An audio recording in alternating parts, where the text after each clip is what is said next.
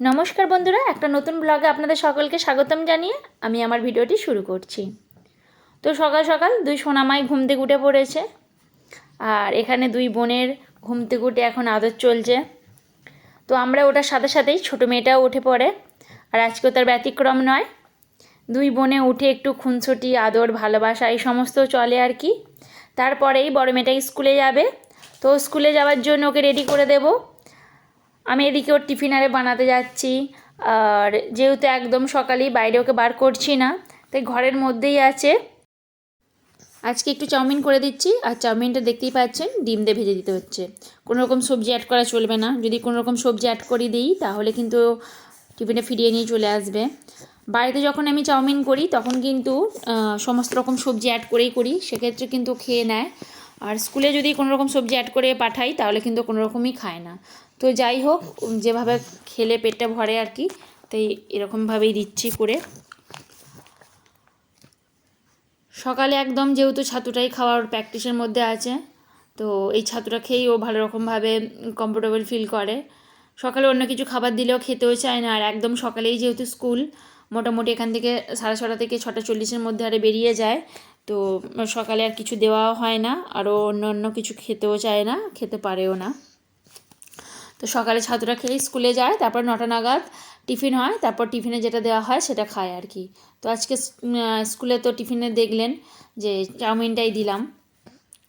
এরপর ও স্কুলে চলে যাওয়ার পর আমি সমস্ত রকম কাজকর্ম টুকটাক সেরে রাখবো। আর এখন যেহেতু হালকা হালকা শীতটা আছে, তো ওকে সোয়েটারটা পরিয়ে পাঠাচ্ছি, ওর বাবা আসবার সময় খুলে নিয়ে চলে আসবে। কারণ সকালের ঠান্ডা যেমনই হোক, দুই মুখের এখনও পর্যন্ত ঠেল, কারণ না ঠান্ডা না গরম এইরকম একটা পরিস্থিতি, বিশেষ করে এখন সকালের দিকে, তাই টুপিটাও পরিয়ে দিচ্ছি। স্কুলে কিন্তু ওদের পাখা চালাতে হয়, কারণ ও এসে বলে যে মা স্কুলে কিন্তু পাখা চালাতে হয়, আন্টিদেরকে বলি, তারপর আন্টিরা পাখা চালায়। আর এই 3-4 দিন আগেও দেখলাম বেশ ভালো রকমভাবে চারিদিকে কুয়াশা পড়েছে, আর আজকে এখন দেখুন আকাশটা কেমন রৌদ্রযুক্ত ঝলমলে আকাশ, মনেই হচ্ছে না এখন 6:30 মতন বাজে আর কি। তো যাই হোক, এদিকে ওরা চলে গেছে, আমিও ঘরের টুকটাক কাজকর্ম সেরে রেখেছি। আর এখন বেজে গেছে প্রায় 9:45 নাগাদ। তো 9:45 নাগাদ আমি রান্না বসিয়ে দিয়েছি, সমস্ত রকম বাসি কাজকর্ম সেরে। তারপর ছোটো মেয়েটাও ঘুম থেকে উঠে পড়েছিল, তাকে খাইয়ে দাইয়ে আবার সে একটু ঘুমালো, এরপর এসেছি রান্নাবান্না করতে। তার মধ্যেই অনেক রকম কাজকর্ম সেরে রেখেছি, আর রান্নার জোগাড় তো করতেই হলো আর কি। তো একটু চটপট করে না করলে হয়ও না। মাছটা ওদিকে ভেজে নিলাম, আর এখানে একটু 2 দিন হলো ফুলকপিটা নিয়ে এসেছে আমার হাজব্যান্ড, কিন্তু সেক্ষেত্রে দেখলাম ফুলকপিটা খুব পরিমাণে টাটকা নেই, কেমন একটু শুকনো মতন, তাই আর কি তরকারি করলাম না। যেহেতু শীতের শেষে একটু বাঁধাকপি বা ফুলকপি এগুলো একটু শুকনো করে রাখি রোদ্দুরে, তো তাই আর কি এটা একেবারে শুকনোই করে ফেললাম, মানে রোদ্দুরে দিয়ে দিলাম। আর এদিকে ধনে জিরে এই সমস্ত কিছু বেশ শেষের পর্যায়ে হয়ে গেছে, তো ভাবলাম আজকে গুঁড়ো করব। আর রোদটা যেহেতু আজকে হালকা হালকা মতন ভালো রকমই বেরিয়েছে, তো সেক্ষেত্রে আজকে একটু রোদে দিয়ে দেবো। তাই ফুলবড়ি, এদিকে কুমড়ো বড়ি সেই সমস্ত কিছু প্যাকেটে বাঁধা ছিল, এগুলো ভাবলাম আজকে একবার করে রোদে দিয়ে দিই, তারপরে ডিপেতে ভরে রাখবো। কারণ যেহেতু অনেক দিন ধরে প্যাকেটে আছে, তাই একেবারে ডিপেতে না ভরে একটু রোদ্দুর খাইয়ে তারপরেই আমি ডিপেতে ভরে রাখবো, তাহলে জিনিসটা বেশ অনেক দিন ভালো থাকবে। আর এই যে ওয়েদারটা যে সকাল থেকেই এতটা সুন্দর পরিমাণে আছে, যে বসন্ত এসে গেছে যে কথাটা আমাদের প্রচলিত, তো এখন সেক্ষেত্রে বেশ এটাই প্রযোজ্য লাগছে, যে আজকের ওয়েদারটা দেখে মনে হচ্ছে যে সত্যি বসন্ত এসে গেছে। এদিকে যে ধনে গাছগুলো হয়েছিল, তো দেখুন সমস্ততে ফুল এসেছে। এবার আমরা যে মশলা ইউজ করি ধনের, তো সেই জিনিসটাই এখন হবে আর কি এই গাছটাতে। কিছুদিন পর শুকনো হয়ে যাবে, তারপরেই দেখাবো যে কীভাবে ধনে গাছে বেশ ধনে হয়েছে। আর একদম শীতের শেষ পর্যায়ে দেখছি কিছু টমেটো গাছে টমেটো হয়েছে। টমেটো গাছটা হয়েছে দেখুন একেবারে পেয়ারা গাছের ওপর উঠে গেছে, এতটা পরিমাণে বড় হয়েছে। যেখানে টমেটো গাছটা একটু লতিয়ে মতন হয়, তো এখানে টমেটো গাছটা বেশ অনেকটাই উপর পর্যন্ত উঠে যাচ্ছিলো বলে ডগটা এই পেয়ারা গাছের সাথে বেঁধে দেওয়া হয়েছে। আর এখানে 6টা লঙ্কা গাছ বসানো হয়েছিল, কিন্তু একটা লঙ্কা গাছও হয়নি, শুধুমাত্র এই একটা লঙ্কা গাছ হয়েছে। তাছাড়া যে 5টা লঙ্কা গাছ বসানো হয়েছিল তার মধ্যে 2টো লঙ্কা গাছ মারা গেছে, আর 3টে লঙ্কা গাছ একদম ছোট্ট যেমন বসানো ছিল ঠিক সেই রকমই হয়ে আছে, কোনো রকম পরিবর্তন হয়নি। আর আম গাছটা তো বলার কোনো ভাষাই নেই, আম গাছটা এতটাই সুন্দর হয়েছে যে দেখুন প্রতিটি একদম ডগে ডগে বকুল এসেছে, আর একদম নতুন গাছ, নতুন যে পাতা, নতুন পাতায় পুরোপুরি পরিপূর্ণ হয়ে গেছে গাছটা।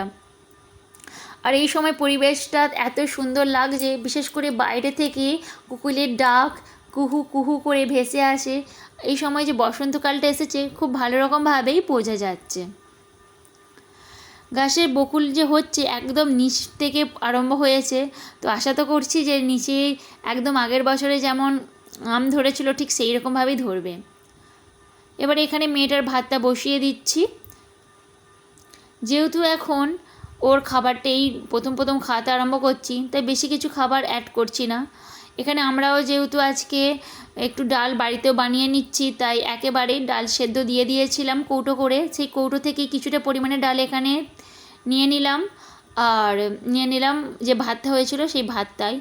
এখানে যে ভাতের পুষ্টিগুণটা বজায় রাখার জন্য এখানে আমি অন্য কিছু আর ইউজ করছি না, মানে জল আর দিচ্ছি না, এখানে ফ্যানটা ইউজ করছি। তো এখানে আজকে একটা জিনিস বেশি অ্যাড করলাম, সেটা হলো গাজর।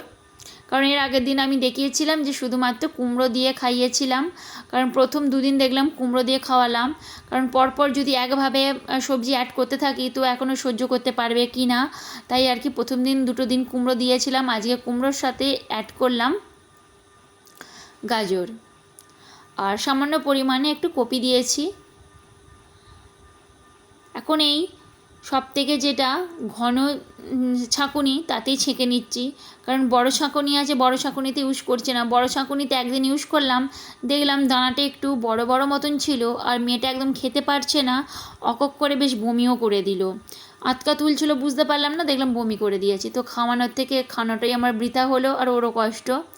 এখানে পরিমাণটা আজকে অনেকটাই একটু বেশি হয়ে গেছে, তার উপরে আবার দেখছি একটু গাঢ় মতনও হয়ে গেছে, এটা একটু পাতলা করে নেব আর কি।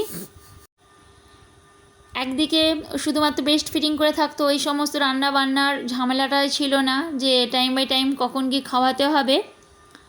এখন ওর এই সমস্ত কিছু কাজের ফাঁকে ফাঁকে ওর খাবার দাবারগুলো রেডি করতে হয়, আর এখন ও যা কিছু হাতের সামনে পাবে সব কিছুই নিয়ে নিতে পারে। এই যেমন এটা পাশেই ছিল, ও দেখলাম উপর হয়ে এই জিনিসটা নিয়ে নিল, তো আমি আবার ভালো করে শুইয়ে দিতে দেখছি এটা নিয়েই খেলা করছে।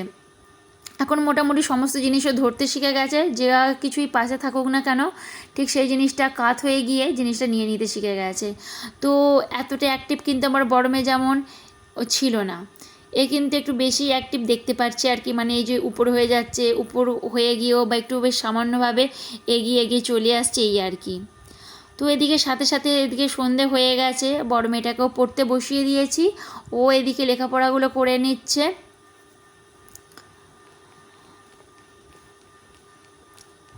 একদিকে এমন হয় আর কি যে ও এদিকে খেলাধুলা করছে, ছোটো মেয়েটা এদিকে খেলাধুলা করছে, তার সাথে সাথে বড় মেয়েটাকে এদিকে পড়িয়ে দিচ্ছি, বেশ ভালোই লাগে। আবার এমন এক এক সময় হয় যে একটা বিরক্তিকর ব্যাপার হয়ে যায়, ধরুন যখন ছোটো মেয়েটা শুতে চায় না আর কি। তবে মেয়েগুলো আমার খুবই শান্ত, খুবই ভালো। আমার যে খুব একটা কষ্ট হয় তা বলবো না, বিশেষ করে যখন ওদের এই দুই বোনের খেলা দেখি, দুই বোনের একটি ভালোবাসা হাসি এই সমস্ত কিছু দেখলে মনটা জুড়িয়ে যায়। তবুও কী বলুন তো, দিন শেষে একটা তো ক্লান্তি থেকেই যায়, সেক্ষেত্রে শরীরটা একদম যখন বয় না তখন আর ভালো লাগে না। তবুও চেষ্টা করি যে নিজের মনকে মানিয়ে নিয়ে, নিজের শরীরটাকে মানিয়ে নিয়ে একটু ওদের সাথে হেসে খেলে থাকতে, কিন্তু বিশেষ করে শরীর যখন একদম ক্লান্ত হয়ে যায় তখন কি আর ভালো লাগে বলুন। আর এই যে এটা অন্নপ্রাশনে পেয়েছিল বাস্কেটটা, এই বাস্কেটটার ভেতরেই ও সমস্ত রকম খেলনা রাখছি। এখনও যেহেতু সমস্ত রকম খেলনা বলতে খুব একটা বেশি খেলনাও রাখা হয়নি, এই দুই চারটে যেমন জিনিসপত্র রাখা হয় আর কি, মানে ও সামনে দিয়ে দিলে ও এইগুলো ধরে ধরে খেলতে পারে, কারণ বেশি ছুঁচ জাতীয় জিনিস দিলে পারে ও তো চিড়ে ফেলবে চারিদিককে, তারপর নিজের মুখে তো সমস্ত কিছু দিয়ে ফেলছে আর কি। তাই এই বাস্কেটের মধ্যে টুকটাক যেই সমস্ত জিনিসপত্র নিয়ে খেলে সেই সমস্ত জিনিসপত্রই রেখেছি। এখানে মম কেয়ারটা আমি রাতের দিকেই বিশেষ করে খাওয়াই। তো রাতের দিকে যদি এটা খাওয়াই তাহলে কি হয়, একটু পেটে একটু ভার মতন থাকে, আর রাতে অতটা ওঠেও না। আর যেহেতু এখন বড় হচ্ছে, শুধুমাত্র বেস্ট ফিটিং করে পুরো রাতটা কাটানোর মতন হয় না, তাই এই সামান্য পরিমাণে এটা একটু খাইয়ে দিচ্ছি। এখন এই 9:30 নাগাদ বাজে, তারপরে ওই 11টার সময় ঘুমাবে, তখন ব্রেস্ট ফিডিং করেই ঘুমিয়ে পড়বে আর কি। তো রাতে যেমন 4 বার কি 5 বার করে এরকম উঠতো, এখন আর সেটা একদমই ওঠে না। ভোর রাতের দিকে একবার ওঠে, তবে টয়লেট করলে তখন তো চেঞ্জ করার জন্য আমাকে উঠতেই হয়। খাওয়া দাওয়াটা নির্ভর করে ওর যেমন যখন খিদে থাকে, আজকে যেমন ওর খিদেটা আছে বলেই খাচ্ছে, তা না হলে মোটামুটি ওকে খাবার দেওয়ার সাথে সাথে দেখি ফেলে দেয়। তো আজকে অনেকক্ষণ খাওয়ানো হয়নি, আর আমি ইচ্ছা করে ব্রেস্ট ফিডিং অনেকক্ষণ করানো হয়নি যাতে ও ভালোভাবে এটা খেয়ে নেয়।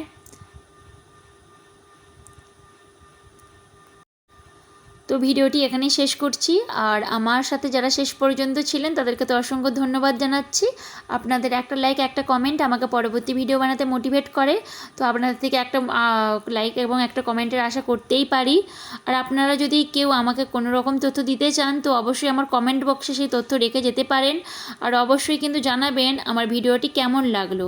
যদি নতুন বন্ধু হয়ে থাকেন তো সাবস্ক্রাইব করে যেতে একদমই ভুলবেন না। এখানেই শেষ করছি, ততক্ষণের জন্য ভালো থাকুন, সুস্থ থাকুন এবং আমার ভিডিওগুলো দেখতে থাকুন। আপনাদেরও শান্তি কামনা করে, ভালোবাসা কামনা করে ভিডিওটি এখানেই শেষ করলাম। ধন্যবাদ।